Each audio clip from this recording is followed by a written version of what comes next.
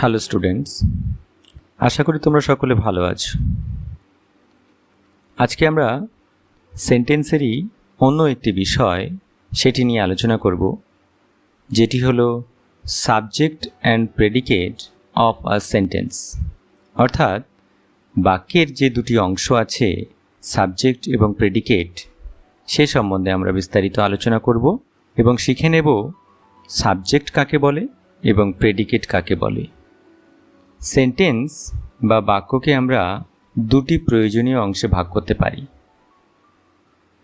যেমন সাবজেক্ট বা উদ্দেশ্য, প্রেডিকেট বা বিধেয়। অর্থাৎ সেন্টেন্স বা বাক্যকে আমরা উদ্দেশ্য এবং বিধেয় এই দুটি ভাগে ভাগ করতে পারি। এবারে আমরা জানব সাবজেক্ট বা উদ্দেশ্য কাকে বলে। কোনো সেন্টেন্স বা বাক্যে যার সম্বন্ধে কিছু বলা হয় তাকে সাবজেক্ট বা উদ্দেশ্য বলে। যেমন এই উদাহরণটি তোমরা দেখো, প্রিয়া হ্যাজ এ বাইসাইকেল। প্রিয়ার একটি বাইসাইকেল আছে। এই বাক্যটিতে হ্যাজ এ বাইসাইকেল অর্থাৎ বাইসাইকেল আছে যার সম্বন্ধে বলা হয়েছে সেটি হলো প্রিয়া। অর্থাৎ প্রিয়ার একটি বাইসাইকেল আছে। অতএব এখানে প্রিয়া হলো উপরের যে বাক্যটি আমরা বললাম সেই বাক্যটির সাবজেক্ট বা উদ্দেশ্য।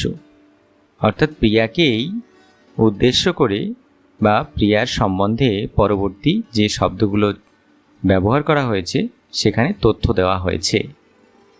এখানে প্রিয়া হলো সাবজেক্ট বা উদ্দেশ্য, অর্থাৎ বাক্যে প্রিয়ার সম্বন্ধে কিছু বলা হয়েছে। এবারে আমরা জানব প্রেডিকেট বা বিধেয় কাকে বলে। কোনো সেন্টেন্স বা বাক্যের মধ্যে সাবজেক্ট উদ্দেশ্য সম্বন্ধে যা কিছু বলা হয় বা জানানো হয় সেই অংশকে প্রেডিকেট বা বিধেয় বলে। যেমন সেই আগের বাক্যটিকেই যদি আমরা দেখি, প্রিয়া হ্যাজ এ বাইসাইকেল। প্রিয়ার একটি বাইসাইকেল আছে। এখানে প্রিয়া হলো উপরের বাক্যটির সাবজেক্ট বা উদ্দেশ্য, যেটা আমরা আগেই জেনেছি, এবং প্রিয়ার যে একটি বাইসাইকেল আছে সেটা আমরা জানতে পারছি হ্যাজ এ বাইসাইকেল এই অংশ থেকে। অতএব হ্যাজ এ বাইসাইকেল এই অংশটিকে আমরা উপরের বাক্যটির প্রেডিকেট বা বিধেয় বলবো। আশা করি তোমরা সাবজেক্ট কাকে বলে এবং প্রেডিকেট বা বিধেয় কাকে বলে সে সম্বন্ধে জানতে পেরেছ। এবারে চলো আমরা অনুশীলন করি, তাহলে বিষয়টা আরও পরিষ্কার হয়ে যাবে তোমাদের কাছে। এখানে কতকগুলো বাক্য দেওয়া আছে। প্রথম বাক্যটিকে তোমরা খেয়াল করো, রাম ইজ এ গুড বয়। রাম একটি ভালো ছেলে। দ্বিতীয় বাক্য, উই আর ফ্রেন্ডস। আমরা হই বন্ধু। তৃতীয় বাক্য, আই লার্ন ইংলিশ। আমি ইংরেজি শিখি। এবারে আমরা এই তিনটে বাক্যকে সাবজেক্ট এবং প্রেডিকেট যে বিষয় সম্বন্ধে আমরা একটু আগে জানলাম সেগুলোতে ভাগ করে দেখব যে আমরা ভাগ করতে পারছি কি না। দেখো নিচের ছকটিকে, যেখানে সাবজেক্ট এবং প্রেডিকেট ভাগ করে রাখা আছে এবং এই তিনটি বাক্যকে আমরা সাবজেক্ট এবং প্রেডিকেটে ভাগ করেছি। রাম, যেটিকে আমরা সাবজেক্টের ঘরে রেখেছি, অর্থাৎ এখানে রামকে উদ্দেশ্য করে কিছু তথ্য দেওয়া হয়েছে এবং সেই তথ্যটিকে আমরা প্রেডিকেট অংশে রেখেছি। অর্থাৎ সাবজেক্ট বা উদ্দেশ্য সম্বন্ধে যা কিছু বলা হয় তাকে আমরা প্রেডিকেট অংশে রাখব, যেমন ইজ এ গুড বয়।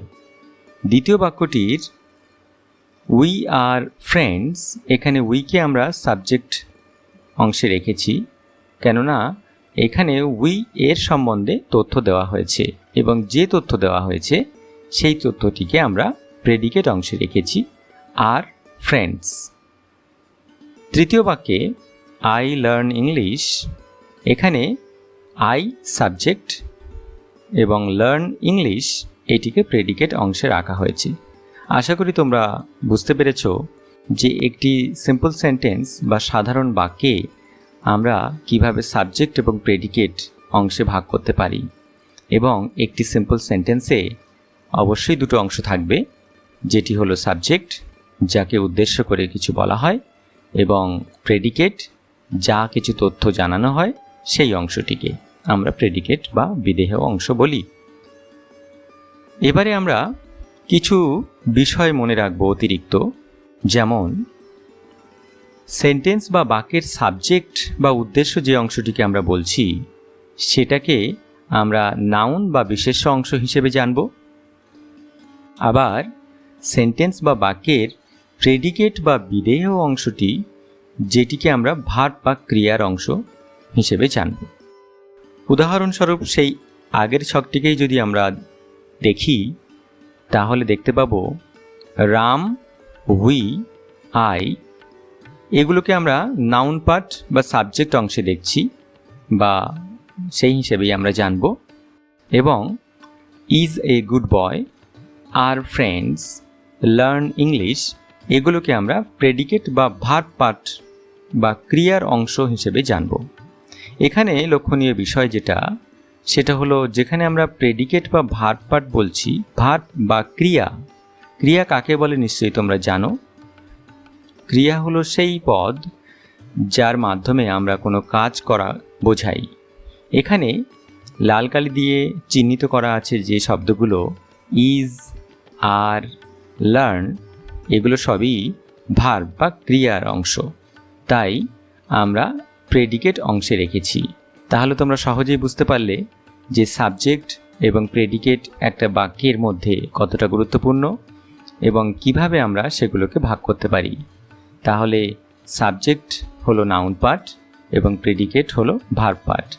এই তথ্যগুলো তোমরা মনে রাখবে, তাহলে তোমাদের সেন্টেন্স সম্বন্ধে প্রাথমিক ধারণাটা তোমরা আস্তে আস্তে শিখে নিতে পারবে। আজকে এই পর্যন্তই। পরবর্তী ভিডিওতে আমরা সেন্টেন্স সম্বন্ধে আরও বিস্তারিত আলোচনা করব।